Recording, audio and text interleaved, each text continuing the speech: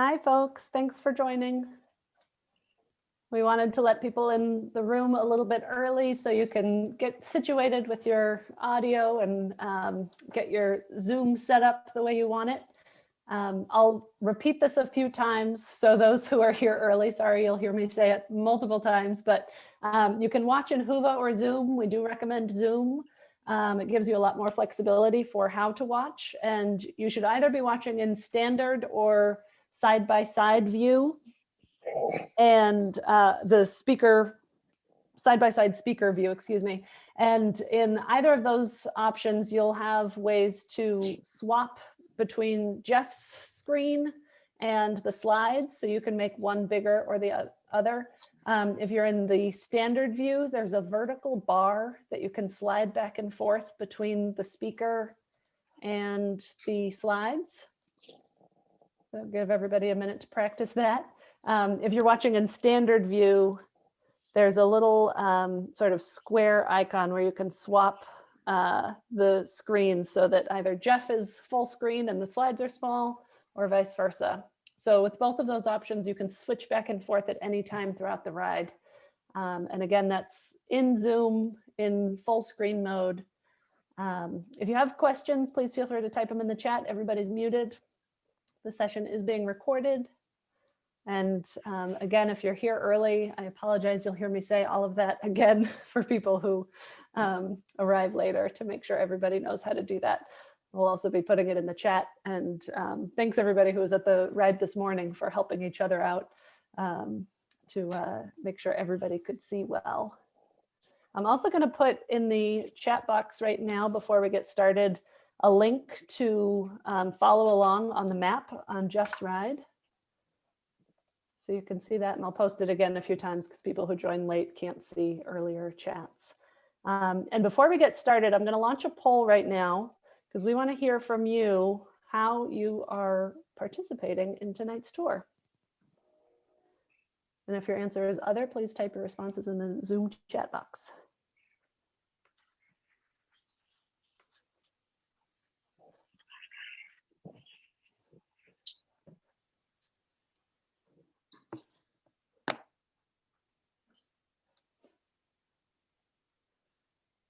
Thanks everyone who just joined. We're going to get started in a few minutes, giving everybody time to get in first and get themselves situated. You have a few different ways to watch the tour tonight. We encourage you to watch in Zoom instead of Whova, and in either standard view or side-by-side speaker view. And with both of those options, you have ways to swap which side of the screen is bigger. All right, I'm going to end the poll and share the results.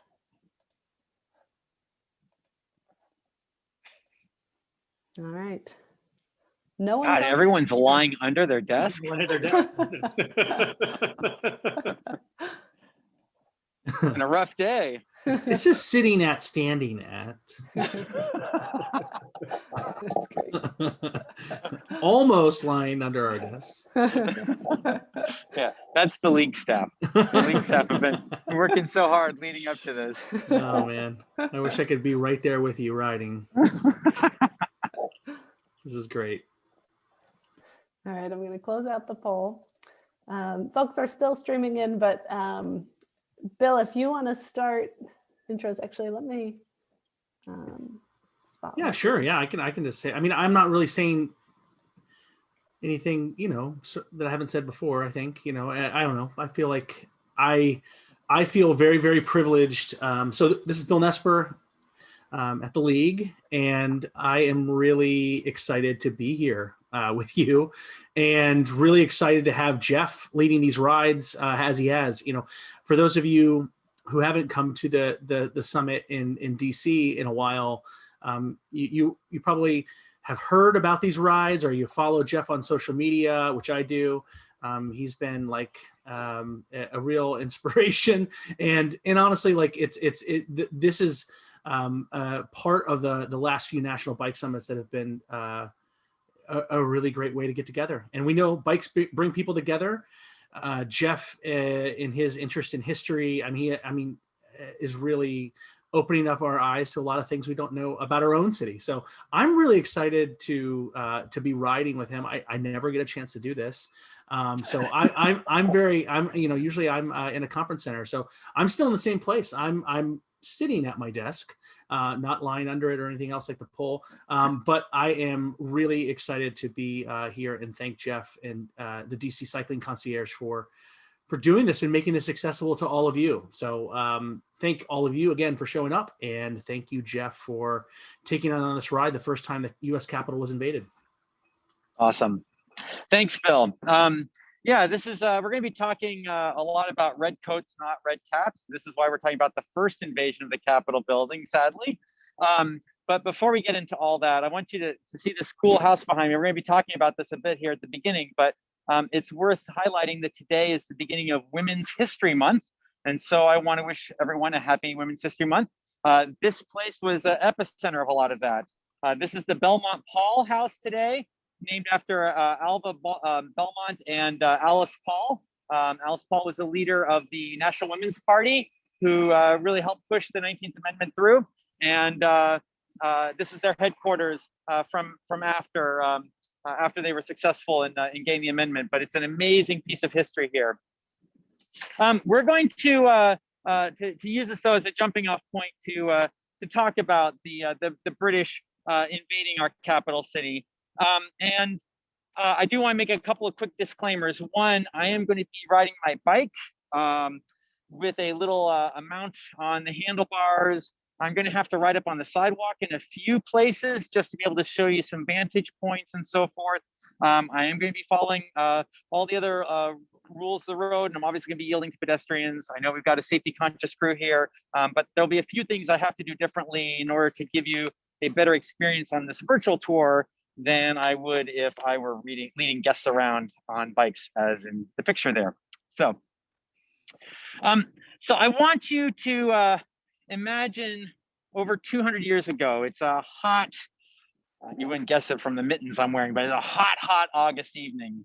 And I'll talk a little bit about some of the events that led up to this, but suffice to say, about 4,500 British troops had just had a big battle. They'd been marching for over 12 hours, and they come right down this street here. This is Maryland Avenue in the distance. So there's been a big battle at Bladensburg up there, about 7-8 miles away. And they're coming into town. And I want to highlight a couple of the key characters of our story here. So we have General Ross, who is, oh, sorry, I do want to highlight a couple of my source materials there. So I don't know if you can go back to that slide real quick, Charlie. Yes. When the British burned the White House, this is one of my favorite books. Peter Snow is a top-level journalist, fantastic book. And Through the Perilous Fight is one I'm still working through, but some great source material in there as well. So a couple of great books to check out if you really dig some of the story, because there's some crazy stories we're going to be talking about tonight. Anyhow, so these two main characters I want to start off with.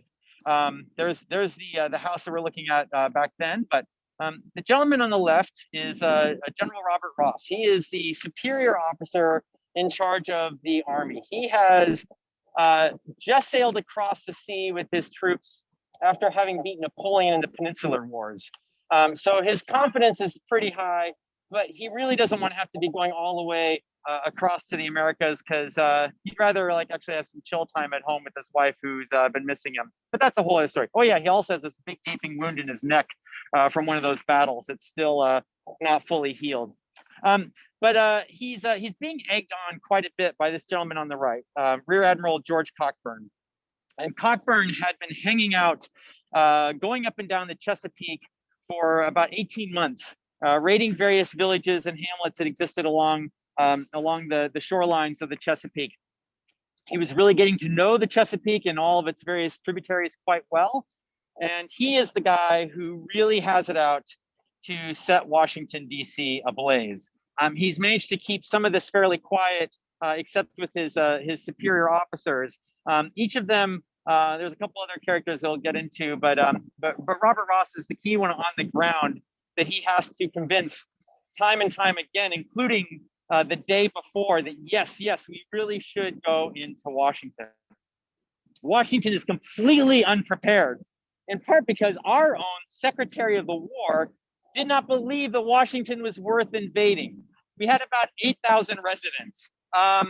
And Baltimore was much, much bigger. Annapolis was far more significant and wealthier. And so he's convinced these are the places they want to go and loot the Americans. Why would they bother coming to the young capital city, which has been open for business about 14 years and is still not super impressive?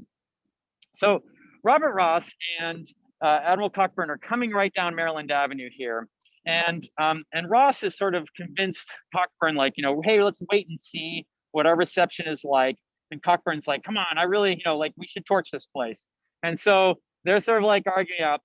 As Ross is coming down Maryland Avenue here, earlier in the day, the battle at Bladensburg, a couple of Joshua Barney's troops, the Marines effectively, had retreated to DC and had gone into this house, which was then known as the Sewell House. It's only 14 years old. It was one of the bigger mansions in Washington, DC. And so they positioned themselves in the windows. And so as the generals and the admiral are coming on down Maryland Avenue, they position themselves very well, take several shots, kill several British troops, and they shoot out General Ross's horse from under him, kill his horse, who has made it through the entire Peninsular Wars against Napoleon. So this is a beloved horse. And take it out right from under him.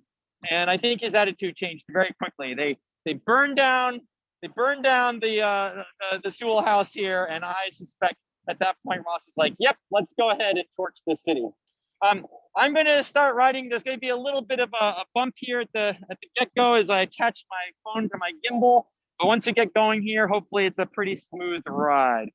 Charlie, if you don't mind taking over for a second with a few pictures. Yep.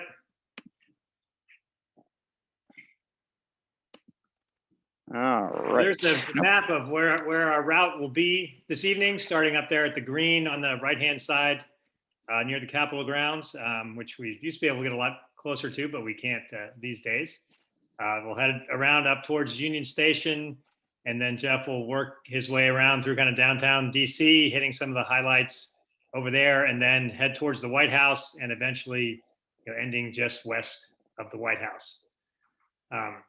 As you can I'll see, just point out, I'll just point out we can see the Supreme Court here on our right.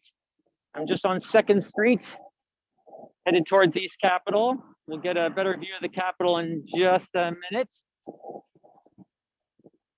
yeah, Sorry, I didn't mean to cut you off, Charlie. hopefully the police don't show up and start asking Jeff a lot of questions as they did the other night when we were doing a practice run of this of this tour.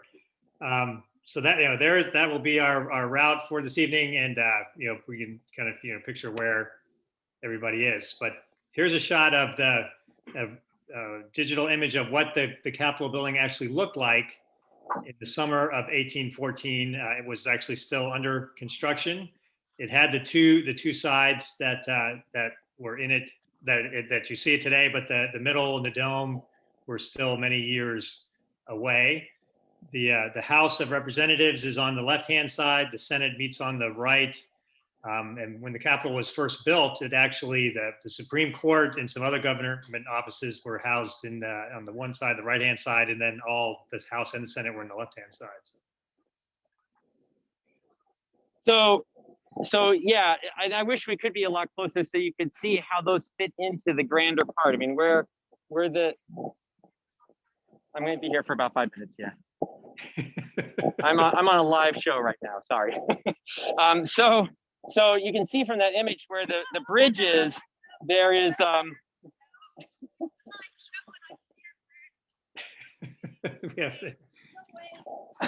That's our I was extra paid harassed by the entertainment police last time. You can't win here. All right, I'm gonna just move over for a second. Didn't expect a well-intentioned lady to turn into a heckler. All right, so I can't even see the Capitol from this vantage point. I might just keep it going here. Imagine the dome above where that wooden bridge is. And so the British come in, they actually go to the House of Representatives, which is that portion on the left. And Admiral Cockburn is reported to have sat in the speaker's chair.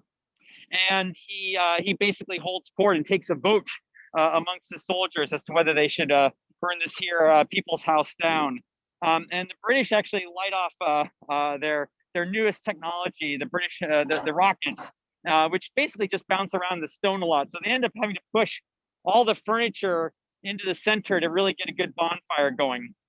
Interestingly enough, this portrait you see right here was added in the 1970s. That's actually in a corridor on the way to the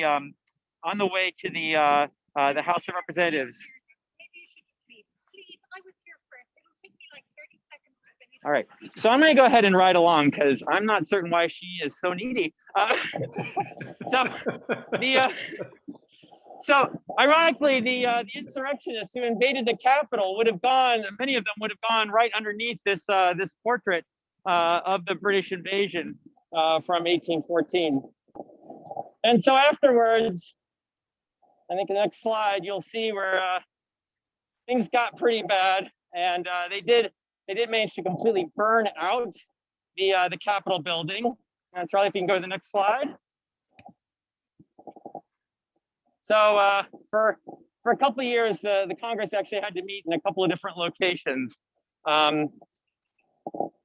One of the other orders, because the city was so ill prepared, the Secretary of the Navy actually ordered Thomas Tingy, the guy who started and had built up the Navy Yard.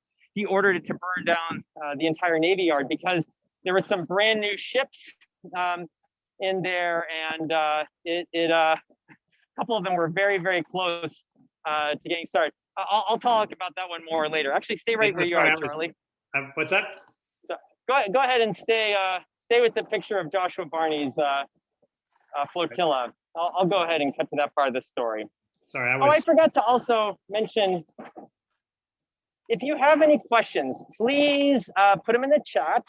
Charlie's going to be monitoring those, and he'll interrupt me along the way with any of the good questions you have. Whoever comes up with the very best question of the day or the night will win a DC Cycling Concierge mask of your very own. So I'll mail that off to you. So here we see what is known as the flotilla, Joshua Barney's flotilla. Joshua Barney's in his upper 50s, veteran of the Revolutionary War. And he basically proposes and is able to assemble about several dozen of these small ships, some of which just have a gun on the front and the back, small cannons, and they're up against the incredible power of the British Navy. I mean, the Royal Navy was the force to be reckoned in the world with. And it would seem that they really weren't much of a match, but they were incredibly effective about basically harassing the Navy and then retreating up tributary rivers and streams where it would get too shallow for the Navy to actually pursue them. And there are a couple of ways that they attempted and nearly trapped them a couple of times. But Joshua Barney's crew gets trapped up the Pawtuxet. The British were very clever in not attacking DC directly by coming up the Potomac River. They instead continued up the Chesapeake Bay a little further and went up the Pawtuxet, where they were sort of equal distance between Baltimore, Annapolis, and Washington, D.C. And so they really kept the Americans guessing until the day before. Actually, it was that morning that the Americans finally realized, oh yeah, they are marching on our capital city. All right, it's a little bumpy here. So Joshua Barney's crew have gotten caught up the Pawtuxet. They actually have to burn their own boats and are marching back to Washington, D.C. to try to help defend the city, when they get word that all available militia are heading towards Bladensburg to try to head off the British. So they're the latecomers to the game. Barney's got about 500 men total. There are about 6,500 troops from the American side who show up at the battle, compared to about 4,500 British soldiers. But keep in mind, these British soldiers, they are battle tested, very much hardened from the Napoleon Wars, and the Americans are largely a ragtag group of volunteers that are really not well organized and have really been scrapped together at the very last second. So Barney's crew, go ahead and go to the next slide. Barney's crew joins in. The other people to go up to Bladensburg include the President of the United States himself, James Madison. This is the only time in American history where the commander-in-chief was on the battlefield watching things. He delegated his Secretary of State, of all people, James Monroe, to be in charge of the battle scene and fortifications. And by every account I've read, Monroe, it was all very hasty at the last second, and he set up 3 lines of defense, but they were too far apart to really help each other, and so the result was you had the weakest and least experienced troops in the very front facing the British, and the most experienced soldiers like Barney's crew in the very back, where they really couldn't do much to support so the first line collapses into the second, and it quickly turns into a mass escape. But Barney and his 500 troops hold firm, and they put up a valiant effort. I think the next slide actually has a picture of Joshua Barney and some of his soldiers in the waning part of the battle. From one of the accounts of a British officer journaled after the battle, they have so much respect for Barney. They actually say that if Barney's troops had been able to hold him off for 10 more minutes, they probably would have retreated. So it was that close of a call. One of the crazy stories. And the other thing that's remarkable is that Barney is very severely wounded in the battle himself. And remarkably, the British are so impressed with his tactics and fighting ability that they basically shelter him and nurse him back to health over several days before returning him to the Americans. So it's he actually refers to how the officers had treated him as if he were a brother, which is a little bizarre to read about.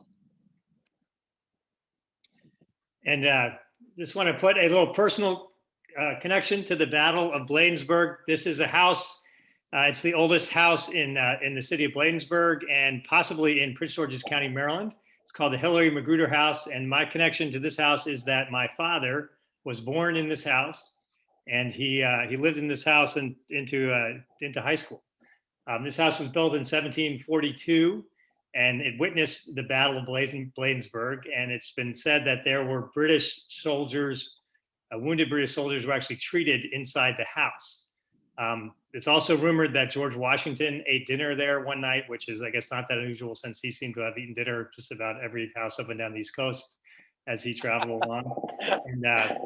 And also during the Civil War, the Magruder, who the other name on the house, was another doctor, and he was known as a Confederate sympathizer, and he treated Confederate soldiers who were in the area in the house. They'd sneak up there at night, and he eventually was arrested and put in jail for doing that. So it's an interesting. My dad always talked about growing up, and he was a big fan of the Battle of Bladensburg, and it's pretty interesting that if you recall back to that picture, this house was there and a witness to the battle. And I'll tell one last story is so this house is right near a train track, and up until Route 50 was built, this was the road from Washington to Annapolis. And President Franklin Roosevelt was a frequent traveler on that road. And my dad and uncles would say, you knew he was coming, 2 motorcycles would be ahead of him, and then you would see the president. So one day the motorcycles came, but then a train came across the tracks, and the president's car stopped right in front of my dad's house. And my uncle just walked up to the car and had a 5-minute conversation with Franklin Roosevelt right outside the house. So Slightly different days. Yes, little Washington trivia.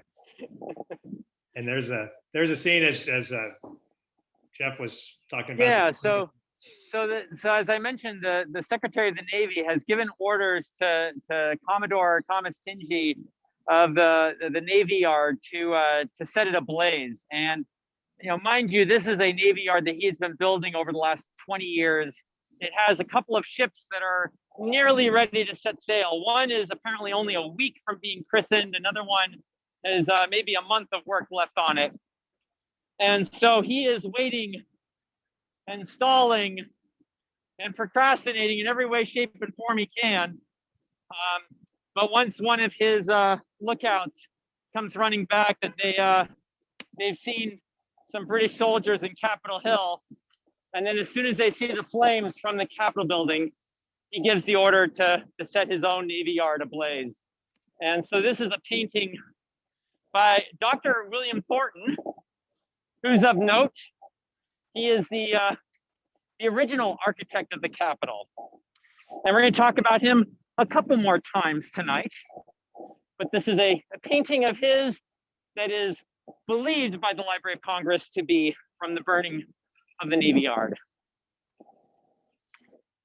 I did see there was a question from a Canadian about the American flag, and we'll be talking a little bit more about that later. Ah, yes. Why don't we do that whole question about the War of 1812? Yep, and that one of the reasons cited for the British to attack Washington was in retaliation for the attack on what was then called York, which is now near Toronto, which was the Canadian capital at the time. And there was some ransacking and burning of the Capitol building there. So that was one of the reasons that the British decided to go after Washington and not Annapolis or Baltimore, as Jeff was talking about earlier. Well, they did later go for Baltimore, and we'll talk about that towards the end. Yes, that's true. And then we'll get to the flag, as that will involve some discussion of the flag. All right, has everyone had a chance to do the poll? Yeah, we got some smart people. I mean, everybody's right, I guess, on this one, right? It's just that, maybe you chose one, and there's actually a couple other reasons that we did it.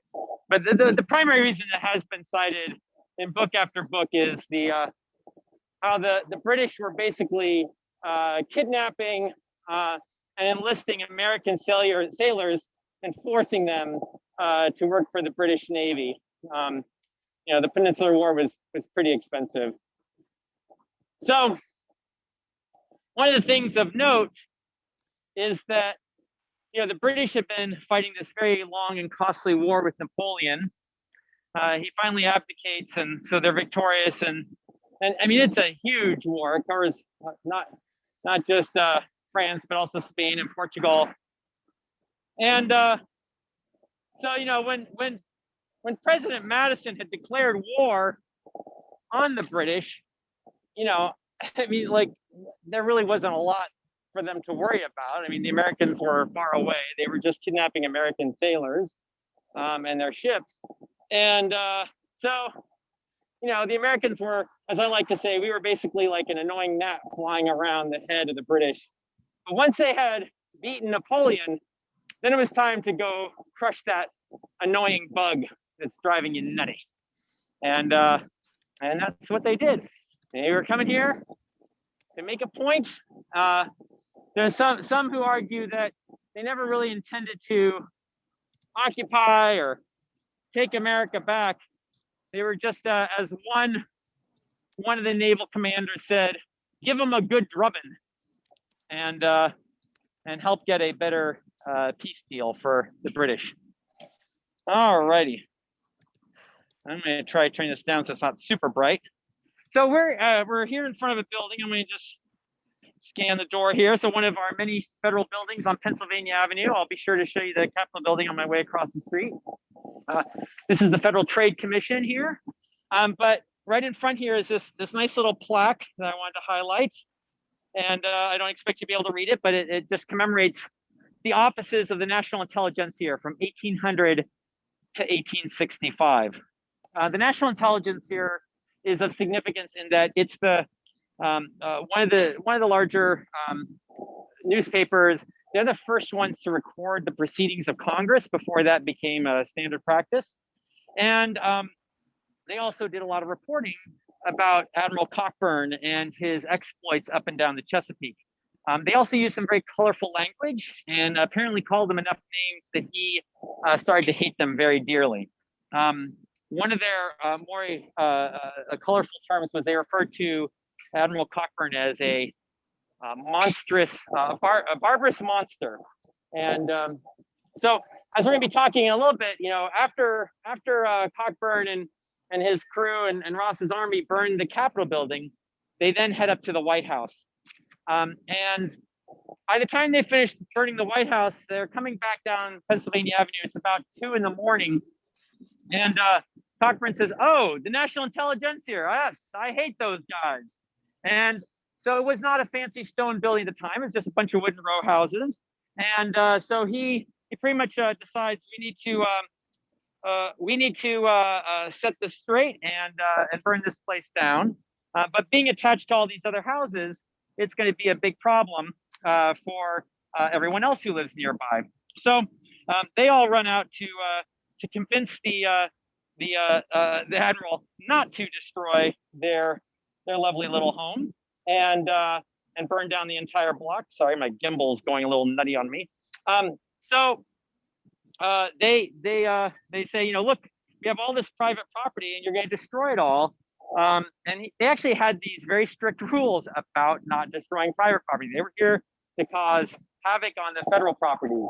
So Cockburn, you know, he's enraged. He can't burn this down because he'll cause lots of private damage. So he then orders his men to dismantle this building brick by brick, board by board. But first, to go to the printing presses of the National Intelligentsia and to retrieve all the letter C's so that the newspaper can never disparage his name again. So gives you a little flavor of the ego and the color of Admiral Cockburn. All right, I'm going to try to turn to the right. We're going to cross Pennsylvania Avenue here. I'm going to try to give you a little bit of a view of the Capitol building off in the distance there. Hopefully you can see that. Are you able to see that okay, Charlie? Yep. Yeah, looks good. All right. I'm going to go ahead and continue on up here. We're going to head up to our next spot where we get to talk about Dr. Thornton again. Should we throw another poll question up there while I huff up this hill?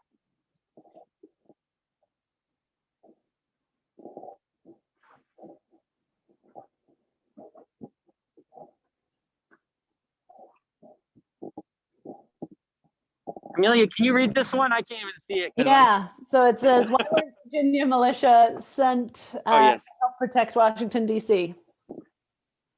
Yes. Darn good for nothing Virginians. Hey, watch it.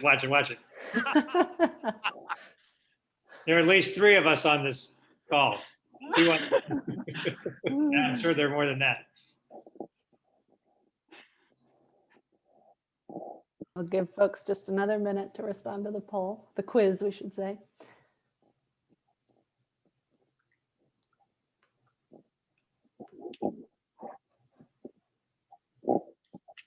All right, I'm going to close it out and share.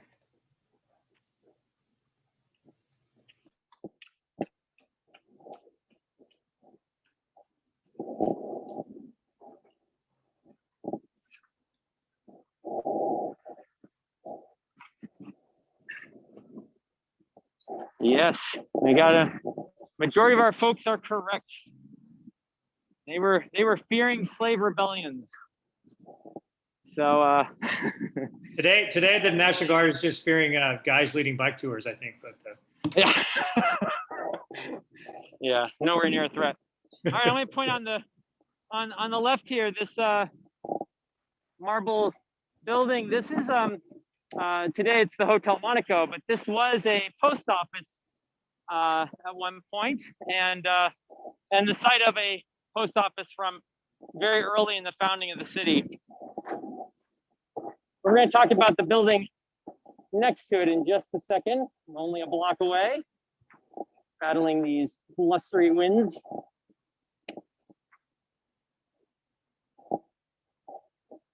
For those of you curious, this is This is a gallery place right in front of us, where, of course, the Capitals were champions, Stanley Cup winners. All right, but let's look at our building here on the right. Far more interesting. This is today the Smithsonian National Portrait Gallery and the Smithsonian American Art Museum. And during the War of 1812, this was a much more modest structure, but also one which served. Sorry, my gimbal's getting a little cranky here. Let me do a quick.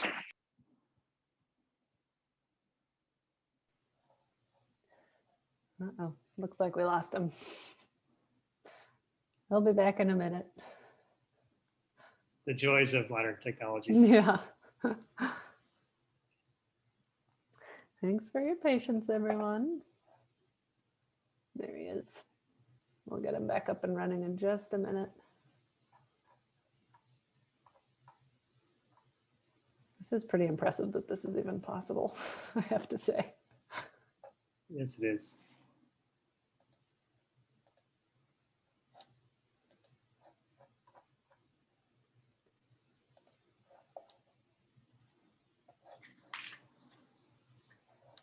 All right, can you hear me now, Amelia? Yep. Yes, we can hear you. All right. Let me spotlight. Sorry, you. my gimbal was doing this weird vibrating thing, so I wanted to just get it off the mount. Every once in a while, I don't know if the wind was throwing it off or what was going on, but so the National Portrait Gallery, which here I'll flip this back around so y'all can see it. So beautiful building, but the picture that Charlie's showing in the slide, that's what was here during 1814. It's called Blodgett's Hotel, and the patent office was up on the second and third floor, as I recall.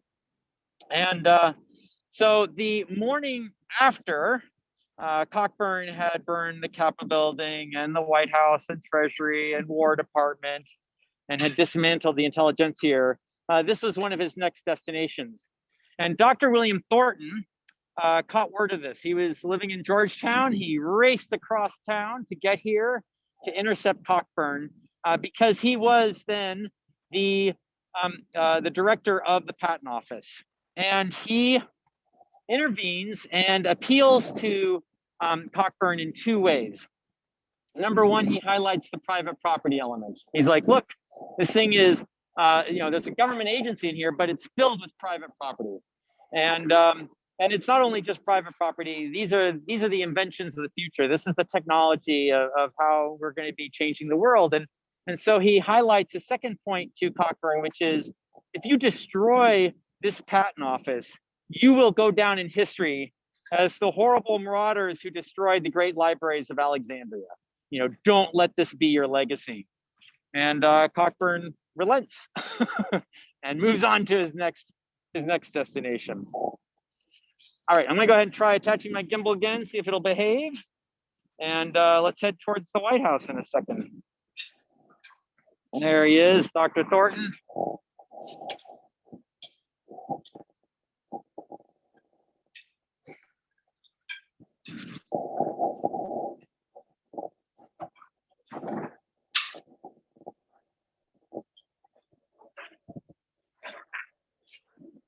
So as Jeff is heading to the White House, why don't we throw up another poll question?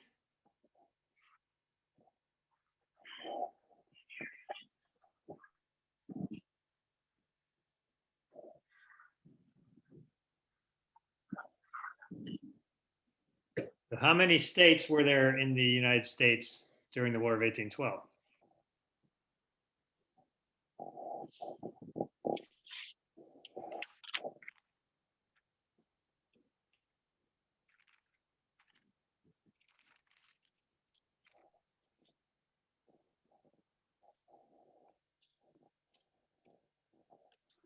The itsy bitsy United States of America.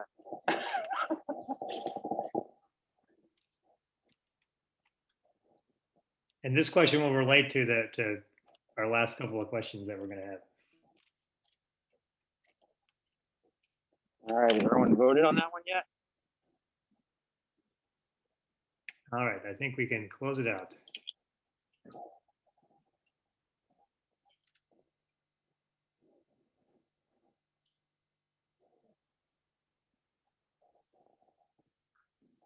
Oh, we're spread all over on this one.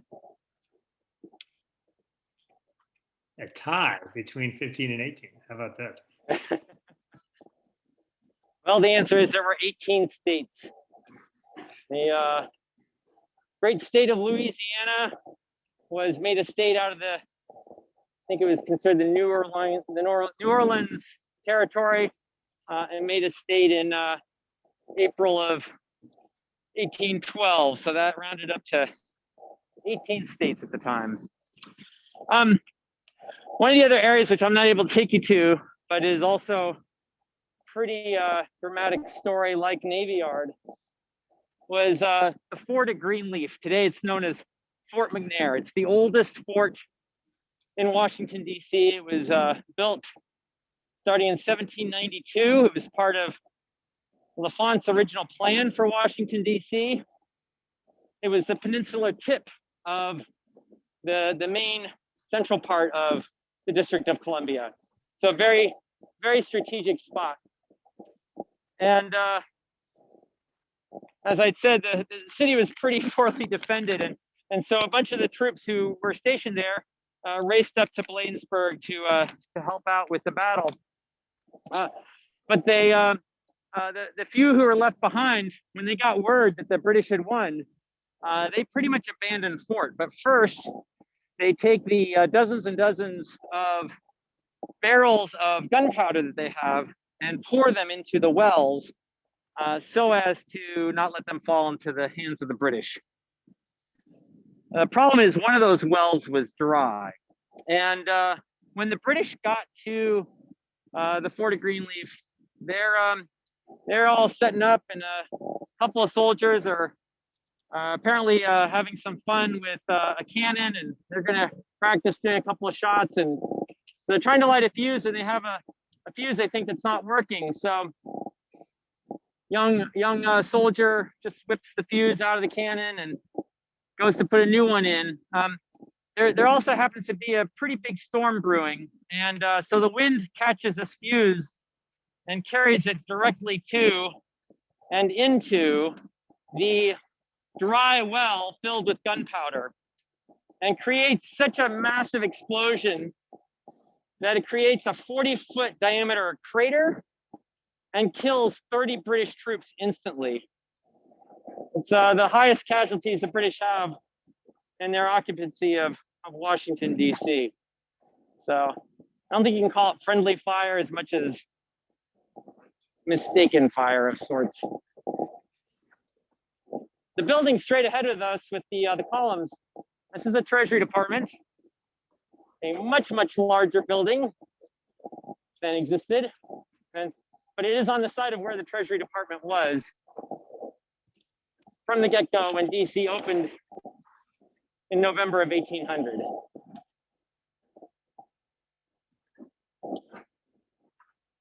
And it suffered many fires, including on this night, but it finally burned to the ground in the 1830s, and a new Treasury building had to be built. So, yep.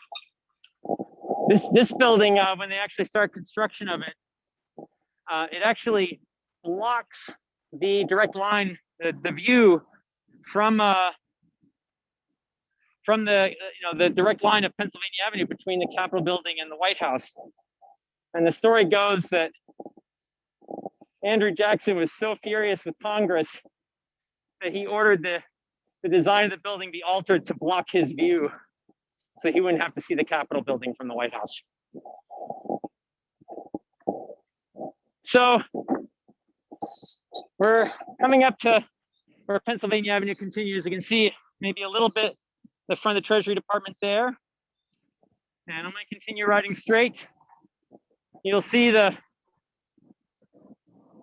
east-west part of Pennsylvania Avenue here in a second, behind a bunch of metal gates.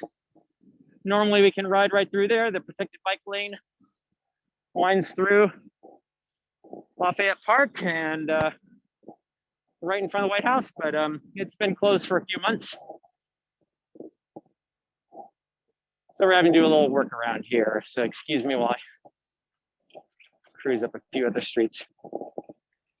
and for anyone who's been to DC in the past and ridden that 15th Street cycle track. The city is in the process of extending it. It currently ends at Pennsylvania Avenue where it goes east. The city is working with the National Park Service, and they're going to extend that cycle track all the way to the Jefferson Memorial. So, and the city's been pretty active. They've installed over 4 miles of new protected bike lanes this year, and they're up over 16 miles of protected bike lanes for the whole city. So they did try to take advantage maybe of the little bit less vehicle traffic, and have done quite a bit in this current year or in last year, and have big plans for 2021 as well. So as you can see on the slide, we have the famous Gilbert Stuart portrait of George Washington. So when the British defeat the Americans at Bladensburg, President Madison flees to Ellicott City, Maryland. But of course, he sends some messengers back to help evacuate the First Lady, and of course orders that they extract everything that they can. And one of the great legends goes about this Gilbert Stuart portrait. And Paul Jennings, who is one of the Madison slaves from birth, he's actually credited as the real person who saved the canvas by peeling it off of its frame. And several of his relatives were able to visit the White House a few years back and see it in person.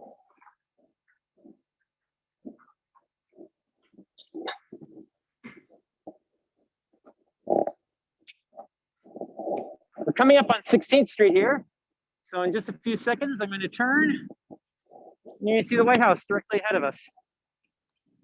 We're on Black Lives Matter Plaza, which I'll be featuring at the start of my tour tomorrow on what DC looks like today. So if you can join us tomorrow at noon Eastern, you'll get to see this in the daytime and a bunch of other things. So the scene on the night of August 24th, 1814, of course, the president had a number of his military in tow, and the staff fully expected that they would be victorious. I'm sorry I can't zoom in any closer than this. It's one of the ironies of Zoom. I can't zoom on the camera, so you can see the Washington Monument off to the left, and hopefully you can see the flag and the flagpole flying over the White House. But so the British arrive, and there is a huge dinner laid out for the president and a bunch of officers. I think there were at least 20 table settings laid out. And then, of course, everyone abandoned pretty quickly. So I'm sure the food was cold, but there was a lot of food laid out, a lot of wine. And, remember, these British troops have started their day at 6 a.m., have marched all day, have battled for 3 hours at Bladensburg, have been busy practicing their pyrotechnics at the Capitol building. And so when they get here at midnight, they're pretty ravenously hungry. And so they devour the food. And they take a little tour of the White House and collect a few souvenirs before they light Dolly Madison's curtains on fire and promptly burn the White House. Like the Capitol building, the IKEA sandstone walls withstood the fire, but the building was pretty completely gutted.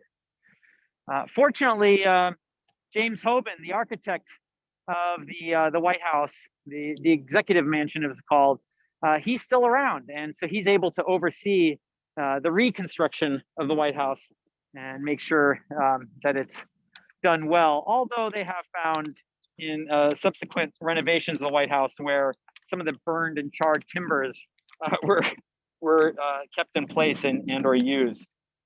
So I love that crazy scene. So Jeff, right, we did have a question from someone who said that he had heard that the White House was only painted white after it had been. Yeah, burned. there's some common myths around that. No, it was painted white from the get-go because the IKEA sandstone was quite porous, and so water would have actually been able to penetrate the stone and and with the freezing thawing, it would have crumbled the sandstone very quickly. So they actually whitewashed it from the get-go. Yeah, that is a common belief, like, oh yeah, it was charred, and so they had to paint it white. No, it wasn't named the White House until Dolly Madison really adopted the term. It was actually Thomas Jefferson who first used the term when he was running against John Adams. He made a reference, I might kick John Adams out of that darn there White House. So it was used in a derogatory manner, but it was Dolly who turned that around and hosted lavish parties and turned the White House into the name we know now instead of the executive mansion. And then we have another questioner who is anticipating where you're going next, I think, Jeff. So I'll leave it at that. Okay. Well, then they're going to have to wait a second to see if I am. So on this blustery night, it's all the appropriate to highlight that the British's siege of Washington is actually quite short-lived. They were here a little more than 24 hours because this insane storm blows in. It's referred to as the storm that saved Washington. And from the accounts I've been able to read, there's a lot of dispute as to whether it was a hurricane. I believe there might have been a tornado because there were some cannons that were overturned and killed a couple British soldiers. It's even been theorized in recent years, especially after Washington, D.C. suffered a pretty bad derecho back in like 2013 or thereabouts, that maybe it was a derecho, wall of wind that had moved across and caused all this destruction. But it did some serious damage. Charlie, can you actually, since I'm writing, can you read that quote from Admiral Cockburn in his encounter with a lady on the street of Washington? Yes. So while the storm is brewing. At some point, as the storm kicked up, the General Cockburn is rumored to have said, "Dear God, is this the weather to which you are accustomed to in this infernal country?" inquired the admiral. The woman replied, "This is a special interposition of Providence to drive our enemies from our city." The woman allegedly called out to Cockburn, "Not so, madam. It is rather to aid your enemies in the destruction of your city." Cannons were then blown into the air, killing some of the British soldiers, so, as Jeff talked about earlier. Yeah, you got to work on your British accent there, Charlie, and That's and, true. get a little more colorful, screaming over the winds and whatnot. But yes. So I'm passing by the old executive office building, the OEOB as we know it locally, also known as the Eisenhower Executive Office Building. Gorgeous building. It was the largest in the world when it was built in the 1880s. We're going to turn on New York Avenue here to our last historic site. I want to show you one other cool thing for all the bike infrastructure geeks out in the crowd after this, because we're really close to something new and very awesome, as I discovered the other night when we were doing this little private run here. Jeff did just pass at the old executive office building, the former site of a Capitol bike share station that was located inside the fence to the White House grounds, which we are hoping will be returned. The previous administration had it taken away. Yes, thank you. Yeah, federal buildings about, but I want to show you this this cool building here. And we're going to flip back and forth a little bit between some current and or some of the history on both sides. So this is the octagon, which interestingly has never had 8 sides. It's always been a 6-sided building. All I can gather is that John Taylor III here did not want to call it the sexagon because, that's a whole other thing. But John Taylor III, interestingly enough, is a good friend of George Washington's. Another slave owner. He is actually the wealthiest man in Virginia. And George catches wind in part because his brother is married to a sister of John Taylor's. It's all pretty well bred together. But he catches word that John is thinking about whether he wants to build another house in Annapolis or Baltimore or Philadelphia. And George says, "Hey, we're building this new capital city. Why don't you build your new residence right here in Washington, D.C. Build it close to the new executive mansion that I'm helping oversee and surveying for. So just 2 blocks away from the White House. He builds the Octagon. Dr. Thornton is the architect. So again, the man who has played many parts tonight. He's the guy who designs this with help from James Hoban, the architect of the White House.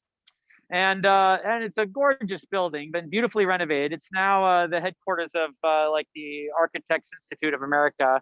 And I think they actually had their offices inside here for quite a while. They have since restored it and turned it into a historic site.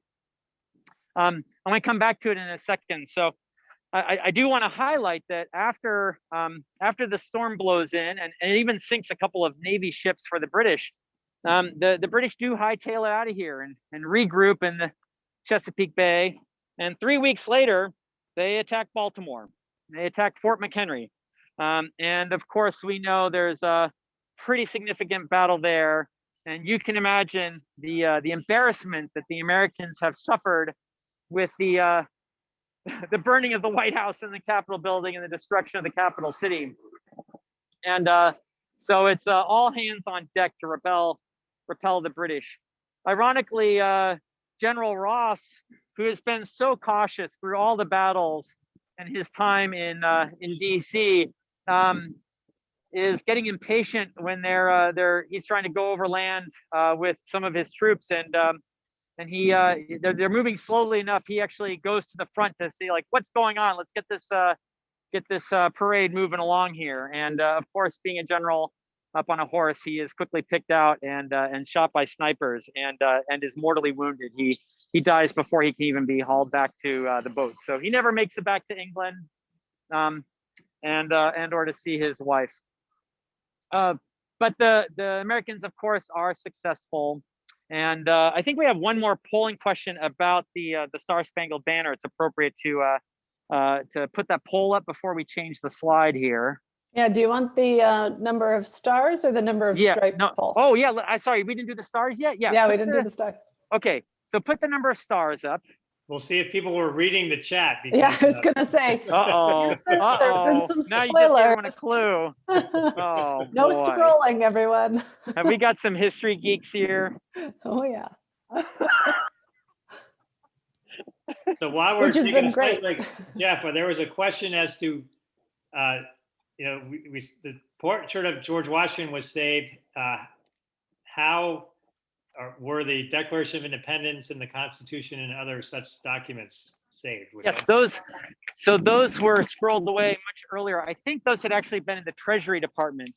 And so there was a bunch of stuff taken away and hauled off to further parts of Virginia and Maryland. But they were in the Treasury Department, so which again was burned as well. So it was a good thing they got them out of there. Good question. So here's the results of the number of stars poll.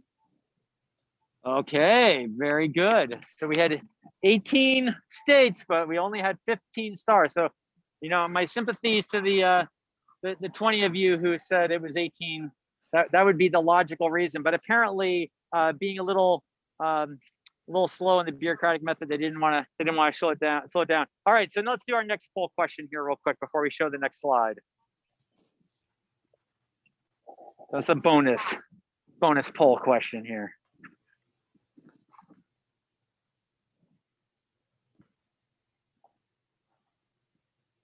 We're making it even easier with only 3 choices.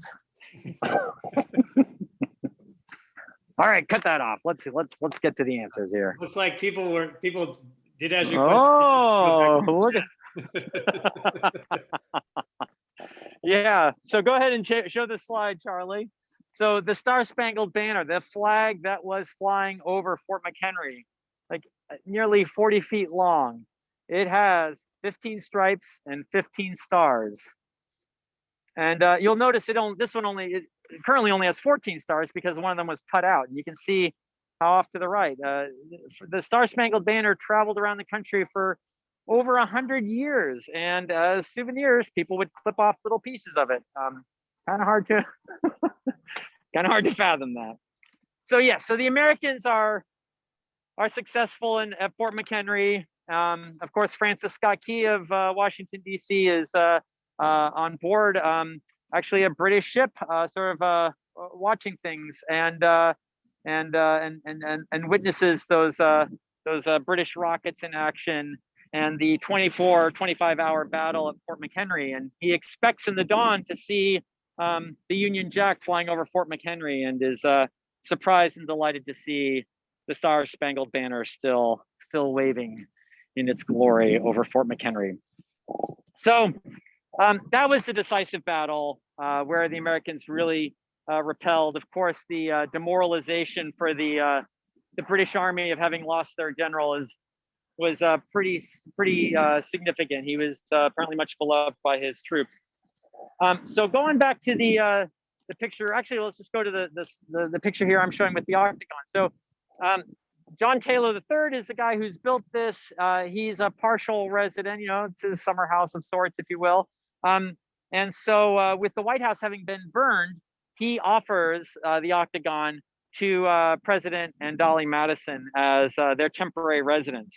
And on the second floor, right above the doorway, where it's sort of curved, the curved brick there, that window right in the middle, right behind that is a round table where President Madison signed the Treaty of Ghent, which was brokered in Ghent in December of 1814.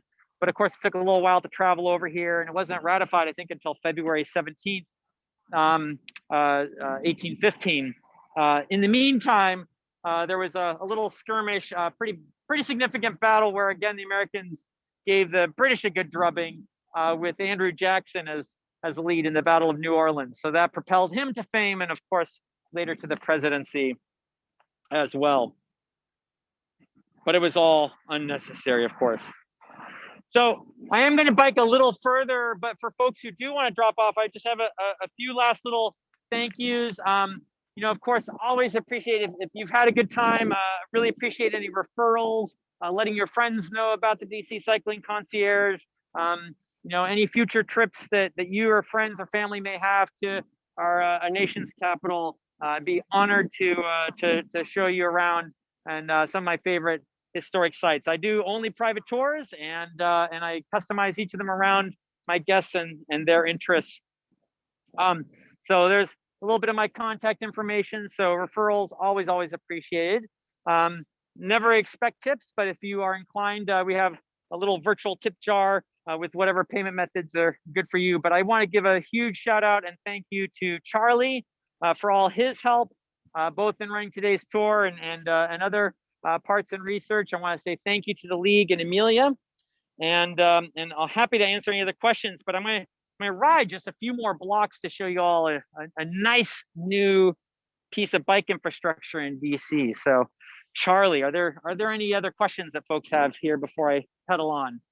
As Jeff heads to that new bike infrastructure, that those of us from Virginia are really happy to that it was built, because it makes getting into the city much easier for us, especially if you come across the Theodore Roosevelt Bridge. But yeah, there are. Let me check the questions here.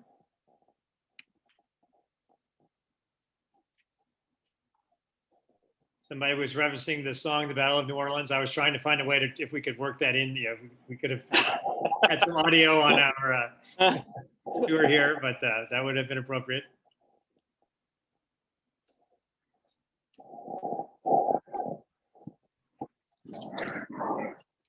I'm blanking on the name of it, but there's even a song that Bob Dylan wrote about the War of 1812.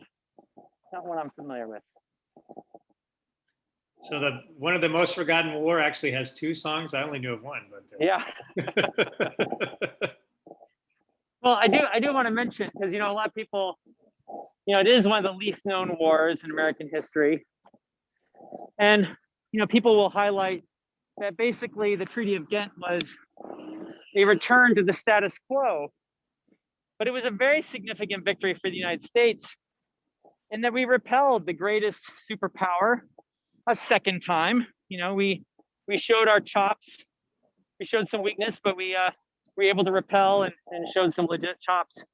All right, I'm going to take a left here. We're on G Street in Northwest, and you can see a brand new, beautiful protected bike lane in here. And this sucker runs east-west, several blocks south of the, of course, the famous L Street and M Street cycle tracks or protected bike lanes. But this is those are both on one-way streets. So here we have a beautiful, much more direct, as Charlie was saying, from Virginia coming across on the Theodore Roosevelt Bridge, or even for those who might come across Memorial Bridge. You just have to come a few blocks up. Don't have to go quite as far as they would with the L Street cycle track. And then are able to make a pretty straight beeline right towards the White House. This with G Street, this intersects right into the old executive office building. So beautiful, beautiful new protected bike lane that runs right through the heart of George Washington University, past a ton of federal buildings, right by the World Bank and the IMF. And actually, I commuted this for a while when we were living in a hotel after a neighbor burned a Christmas tree and smoked us out of our apartment for 3 months while they were doing repairs. So I know this street quite well, and wow, am I loving this new protected bike lane. Yep. Someone in the chat said they used to live in Fairfax County, Virginia, and was asking if there's a better connection to Reagan Airport, which there is a decent connection to Reagan Airport. And again, the biggest addition there is that there is now a Capital Bike Share station on the airport property, and you can get to the bike share station and get to the Mount Vernon Trail a lot easier than you used to. You know, before that, you had to take your life in your hands and dash across the 3-lane access road to the airport and go through an underpass, and you could find a station. So, and that connection will get even better. The area of Arlington where Amazon is moving, there will be a new pedestrian bicycle bridge will be built over the George Washington Parkway and directly connect Crystal City area, which is now called National Landing, to the Reagan National Airport. So we're all in this area pretty excited about that. It's also worth highlighting, they may not be familiar too, is that from the Mount Vernon Trail, there's actually an underpass that goes under the access road of the airport right into the parking garage, where they've got a pretty substantial bike parking area. So back in my days at the Alliance for Biking and Walking, when I would fly out of National Airport frequently, I was always able to bike right from my apartment, right? It was like a 20-minute ride, 4 miles one way, way faster than Metro or anything else. So yeah, the airport's come a long ways. This is, again, we're looking at the old executive office building, which was originally built as the State, Navy, and War Department building in the 1880s. And as I mentioned, it was the largest office building in the world at the time. It has 2 miles of hallways and over 530 rooms in it. It's now obviously the executive office building. This is where the vice president has her office. It's where a bunch of the president's staff works. And then there's also satellite offices for a whole host of agencies, including NSA, pun fully intended. So, Jeff Burnley is asking us if we know what type of bike Joe Biden rides, the president. But yes, I haven't had a chance to ride with him yet, but maybe you have. I haven't either. I've reached out I've told his people to contact my people. Yeah, so President Biden, most reliably these days, is riding a Peloton apparently, and was not, as many of you may know, he was not allowed to bring his Peloton into the White House because it's connected to the internet and they couldn't secure it. So yeah, there's that. So all you Peloton riders, they've got you already. We do know that the Secretary of Transportation, Pete Buttigieg, rides Capital Bike Share. We've all seen that. And yes, I'll give the plug that he will be speaking Wednesday at noon at the summit. So that's exciting news. That's a good follow-up act. I spoke at noon today. I'll speak at noon tomorrow. And then having Pete on is a good follow-up. Until my humility. Well, I do want to say thank you so much to everyone who joined us tonight. Thank you so much, Charlie. Thank you so much, Amelia. Thank you, everyone. Are there any final questions before we sign off for the night?